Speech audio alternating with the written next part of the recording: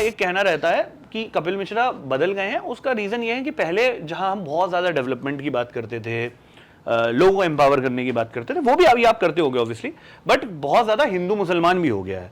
क्या वो आप उस एलिगेशंस पे बिलीव करते हैं? ऐसा सच है? मैं आपको ये बताता हूँ कि जहाँ तक डेवलपमेंट की जो बात थी, आप जाकर देखिए जहाँ से मैं विधायक रहा, जहाँ आप बिना विधायक हुए भी अगर आप मेरे क्षेत्र की यमुना देखेंगे, यमुना के किनारे बने हुए क्लब देखेंगे, यूथ के साथ हम लोग जो काम करते हैं वो देखेंगे। अभी हमारे 2 बच्चे नेशनल जीत के आए हैं कैनोइंग में। शायद कोई जानता ही नहीं होगा कि दिल्ली में कैनोइंग होती है, मुझे नहीं पता था, ऑनेस्टली मुझे नहीं पता। कैनोइंग में मेडल जीत के आ रहे हैं, इंटरनेशनल खेल के आ रहे हैं हमारे, और वो भी बिल्कुल बस्ती के बच्चे हैं जिनके माता पिता भी नहीं पढ़े और बच्चे भी नहीं पढ़ पा रहे हैं, हम्बल बैकग्राउंड के बच्चे हैं।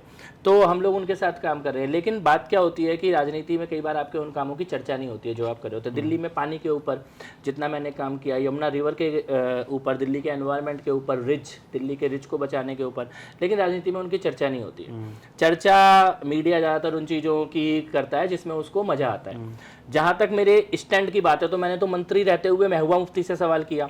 मैं ये पूछता हूँ, पूरे देश में कोई भी मंत्री किसी भी दल का जो राष्ट्रवाद की बात करे या ना करे, आतंकवाद के खिलाफ बोले या ना बोले, कहीं पर भी हो, क्या महबूबा मुफ्ती के सामने खड़े होकर किसी ने आज तक सवाल किया है? मैंने सवाल किया है, आम आदमी पार्टी का मंत्री रहते हुए सवाल किया है, आतंकवाद के मुद्दे पर सवाल किया है। तो कैसे कह सकते हैं मैं तब नहीं बोलता था और अब बोलता हूँ?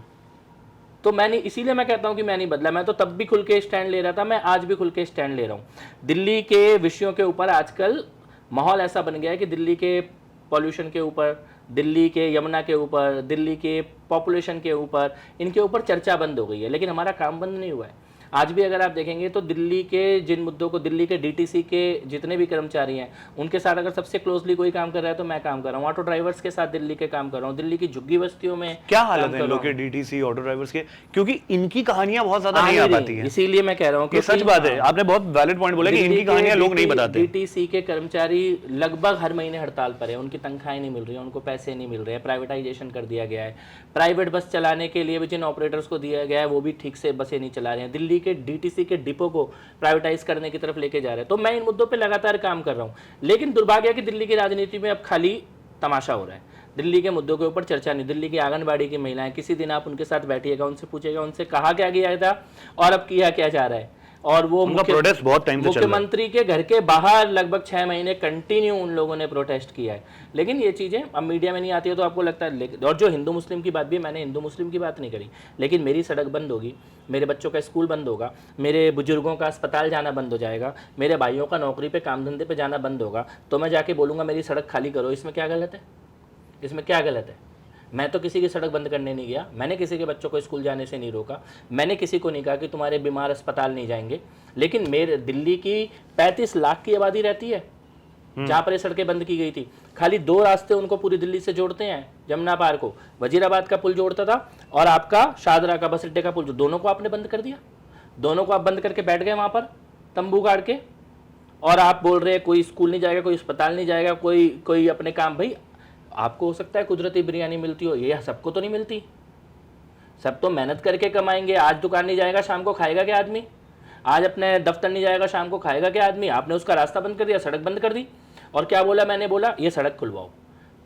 आप लेके गए ना उस स्टेटमेंट को, हाईकोर्ट लेके गए, सुप्रीम कोर्ट लेके गए, क्या साबित हुआ उसमें? और उसके बाद क्या मेरे घर से बम मिला? मैं आपसे पूछता हूँ आपके चैनल पे, मेरी छत पे बम मिला क्या?